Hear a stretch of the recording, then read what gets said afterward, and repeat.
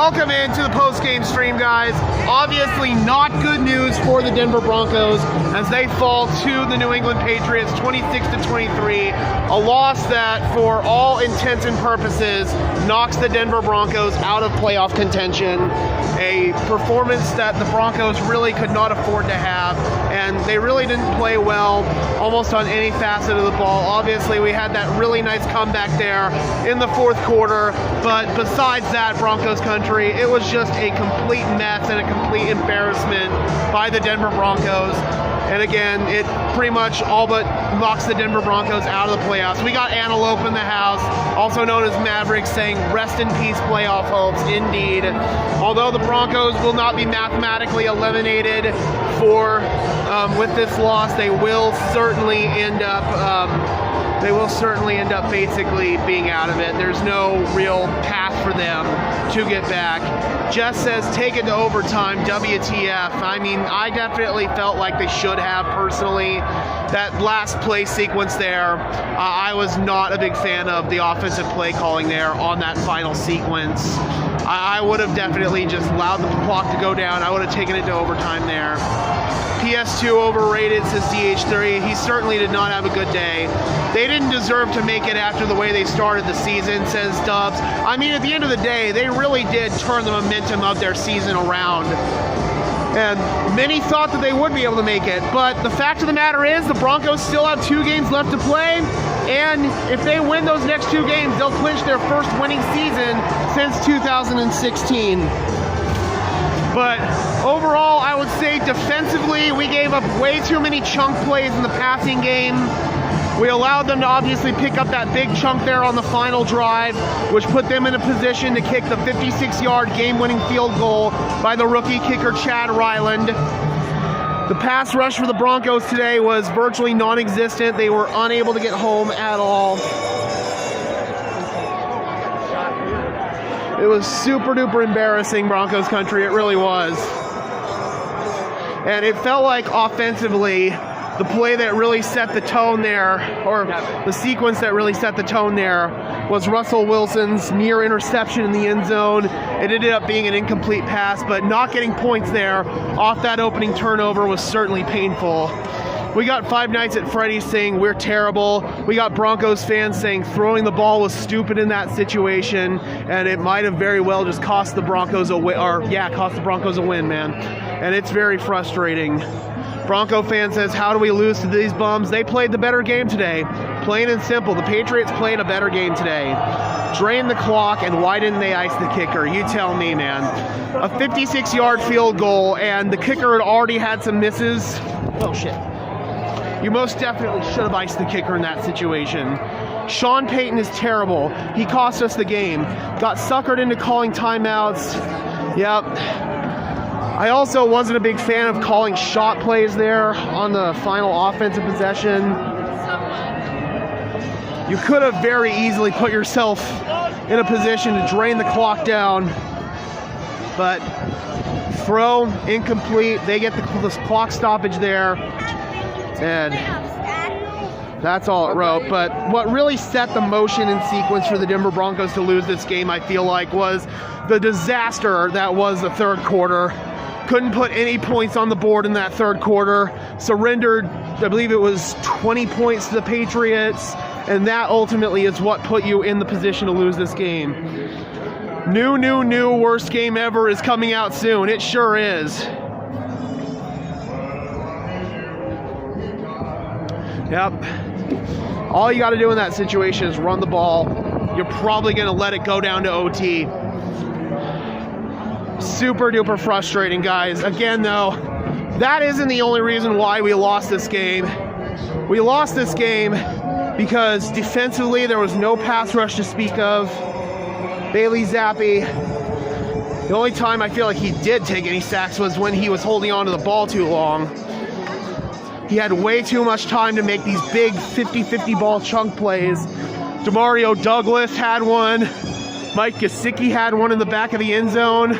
Pat Surtain got picked on today. I didn't think Jaquan McMillan had a very good day, especially during that third quarter. Dub says definitely the worst Sunday night game. They saved the worst one for last. We could have done without this one. Totally agree. Quinn Miners was handled all game long. He looked terrible. He really did. The entire offensive line didn't have a great performance, particularly the right side off initial inspection. No way you throw it multiple times and literally help them stop the clock. The offensive line was terrible. Maverick says, my favorite cornerbacks had a bad game. Yep, absolutely did, man. PS2 didn't play well, nor did Jaquan McMillan. We can't run, we can't play defense, we can't protect Russ, we can't handle kickoffs competently either. Yeah, Marvin Mims, man. Marvin Mims had a terrible day today. He dropped a kickoff twice, and it led to a Patriot touchdown. Scoop and score, man. Cannot have that. If that play doesn't happen, the Broncos most likely win the game. If you want to point it down to one play, that's probably it. Sorry, guys. Oh, sorry, it's my fault. And Pats Nation is celebrating. That team has had some big losses in this stadium and some big wins in this stadium. Tonight, unfortunately, falls into the latter category for the New England Patriots. And again, guys, this loss dropping the Broncos down to 7-8 on the year. It all but eliminates them from the playoffs. But let's just be honest, guys. The way the Broncos were playing today, they didn't deserve it. They did not deserve it. Even if they had somehow been able to win it, they didn't deserve that win. Sorry, guys. When you can't generate a pass rush, when you struggle to run the ball, I didn't think Javonte had a very good day. When your only legitimate weapon in the passing game is Cortland Sutton, it's frustrating. Well, Merry Christmas and Happy Holidays to everyone tomorrow, says Antelope. Absolutely, Broncos country. Unfortunately, the Grinch that is Bill Belichick came in here and stole our Christmas. But at the end of the day, Broncos country, I mean, I know, given where the Broncos started on the year, I'm very proud of where this team is. But tonight showcased that this team still has a very long way to go if they're going to become legitimate playoff contenders this offseason. I mean, got to get some more options in the receiving game, especially at the tight end position. You have to address a second boundary corner spot, linebacker help.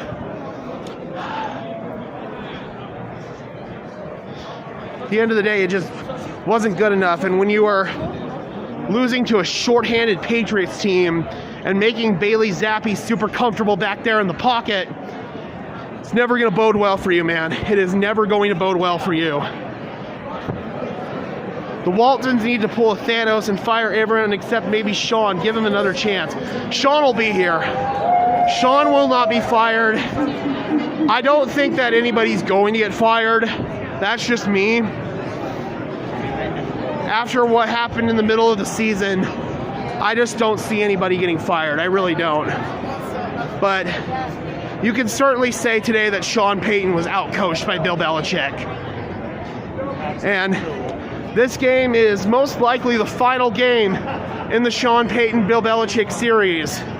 And this loss by the Broncos now gives Bill Belichick the upper hand in that series. Where the hell do we start? So many holes, so many fresh big contracts, a freaking coach you use a pick for, way too many issues. Absolutely, man. It's frustrating because you know just how far the Broncos have come in these last few weeks, but when you play the way you did last week against Detroit and then follow it up with a stinker of a performance against one of the worst teams in football, then things are just not going to bode well for you at all. P. Ryan didn't show up at all. He wasn't even really utilized except for on the 2-minute drills. I felt like the utilization of the running backs in this game was not great.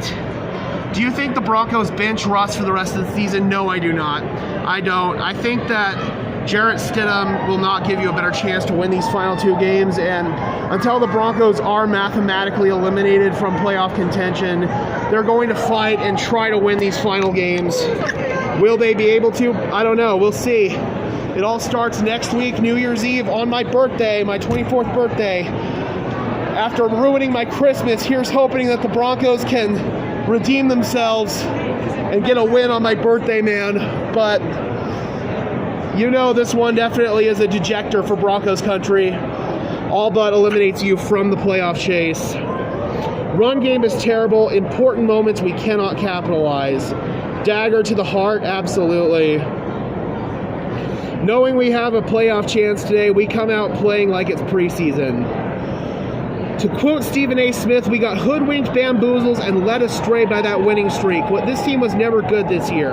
Okay, I wouldn't say that's true. I mean, to win a game against the Kansas City Chiefs the way that they did, you played some good football in that game. The way that they took down the Cleveland Browns in fairly dominating fashion. Yep, New Year's Eve is my birthday, Maverick, 1 week from today.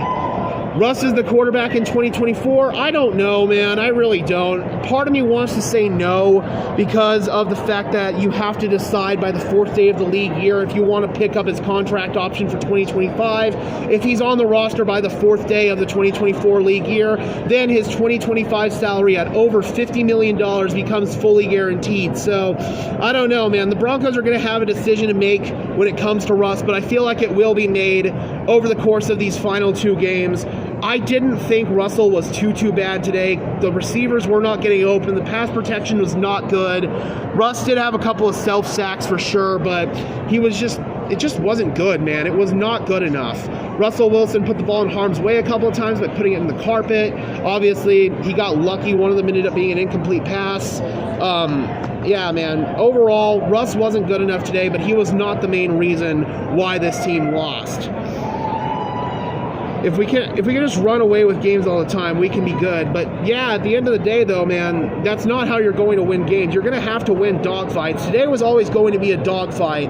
It's a Bill Belichick defense. As bad as that team was, you knew they were always going to play tough, disciplined football. Russ is close to retirement, says Danny. Yeah, I don't know if he's going to retire this offseason, though.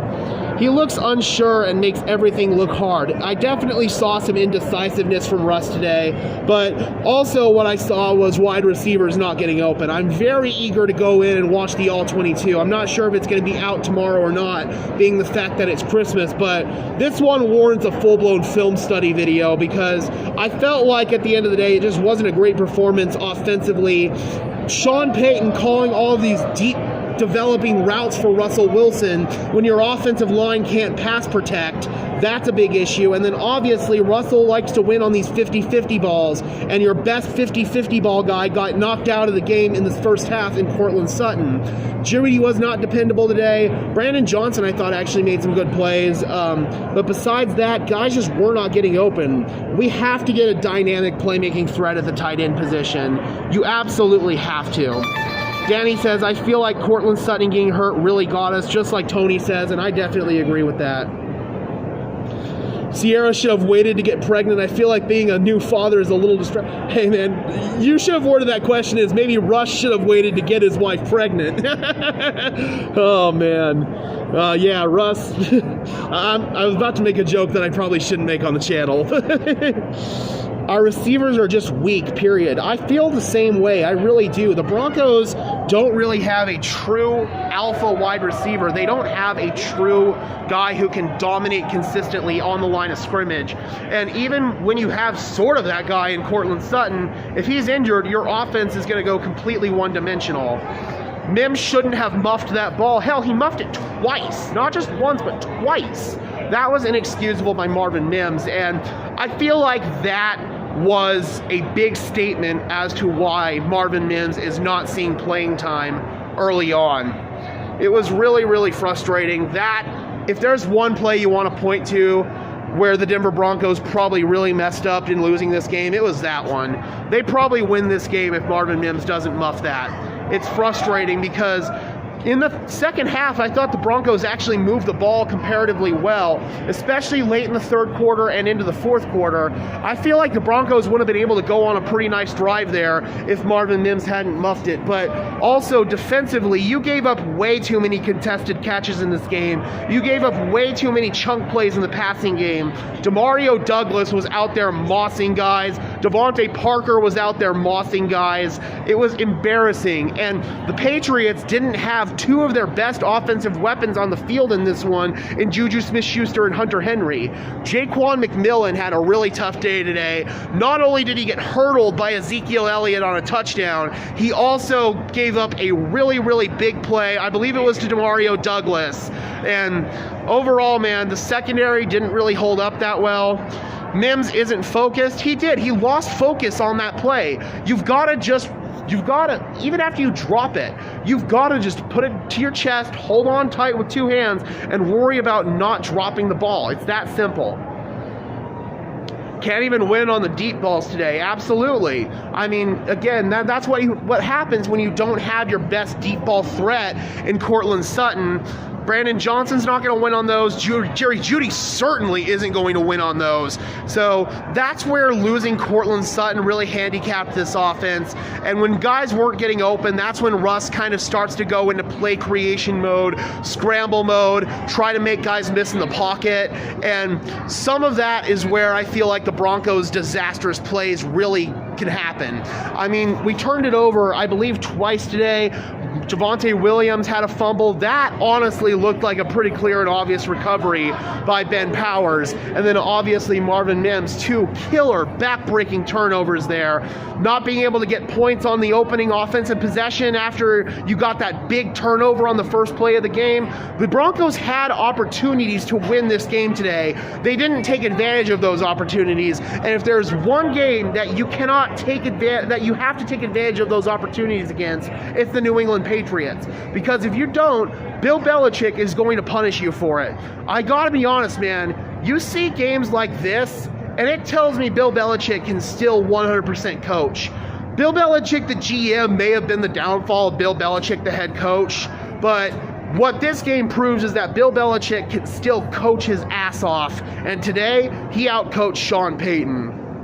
I personally think Russ is gone after this season. Again, I'm leaning that way too. That's pretty much the direction I've leaned this whole entire season because of the contract bonus.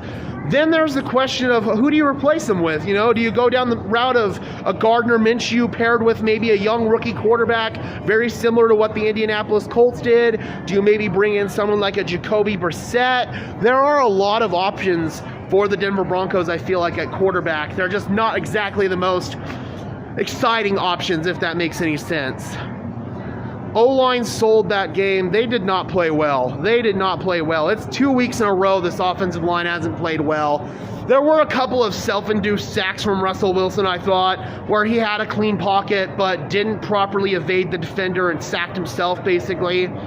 If Russell doesn't renegotiate this contract to save $36 or $37 million for other players, it's going to take another 2 to 3 years to make this team respectable again.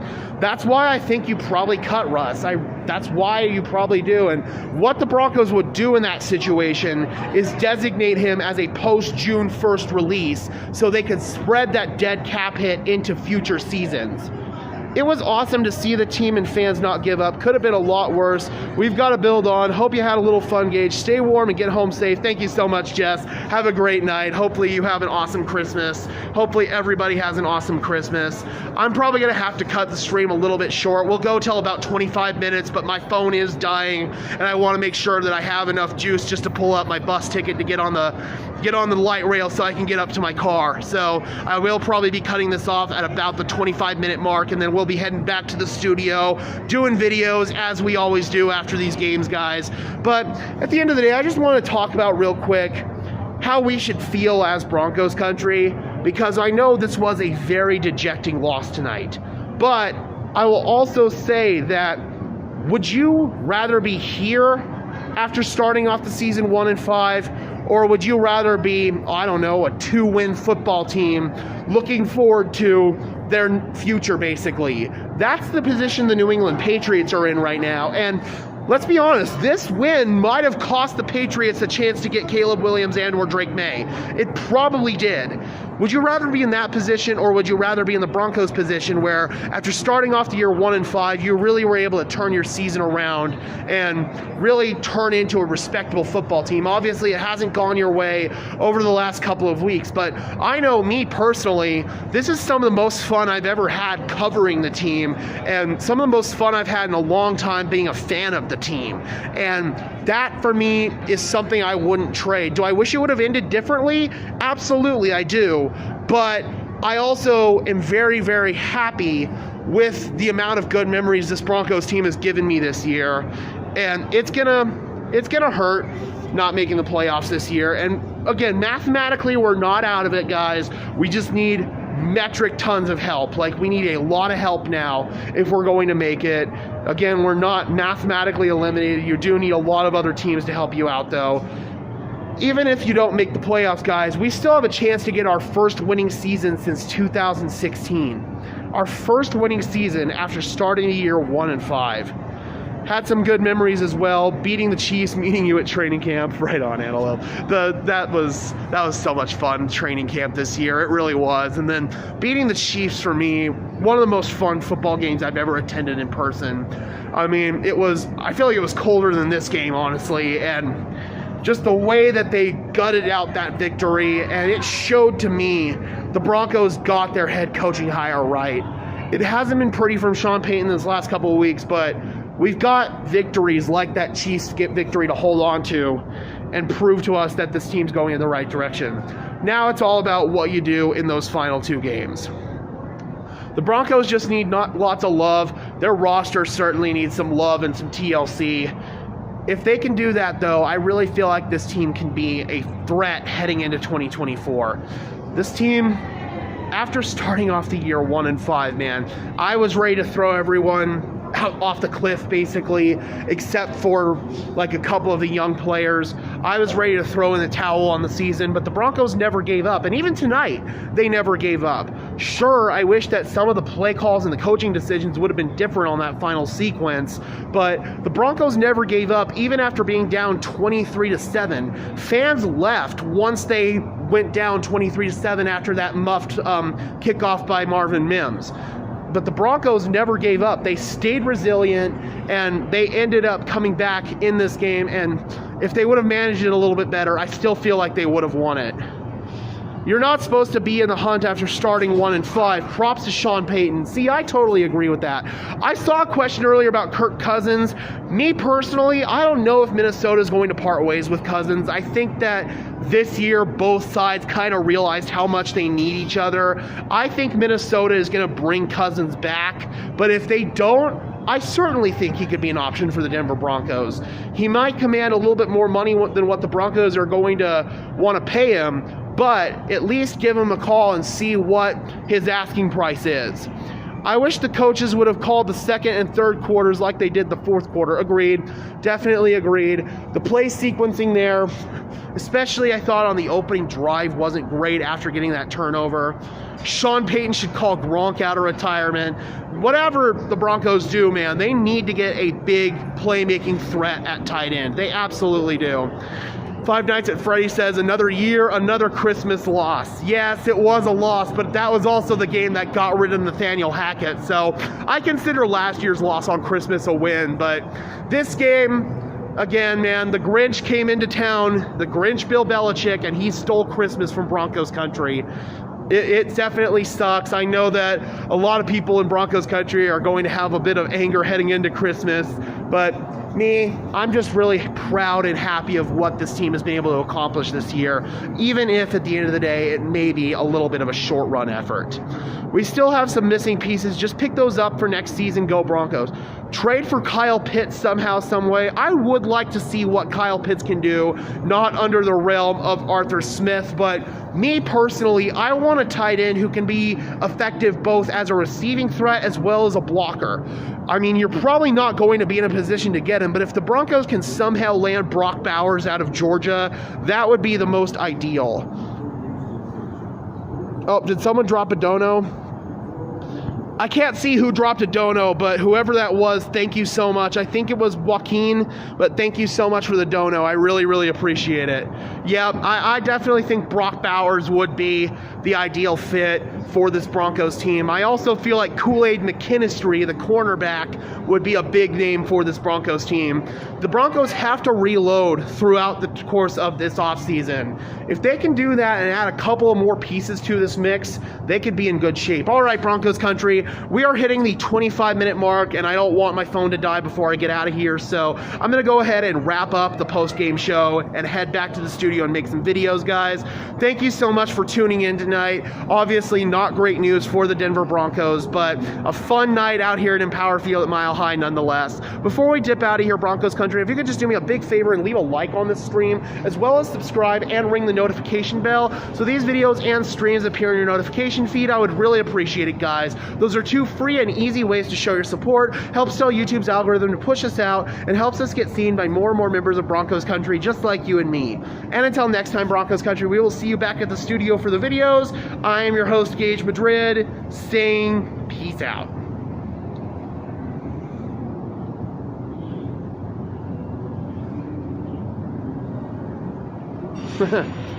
It would help if I took my glove off.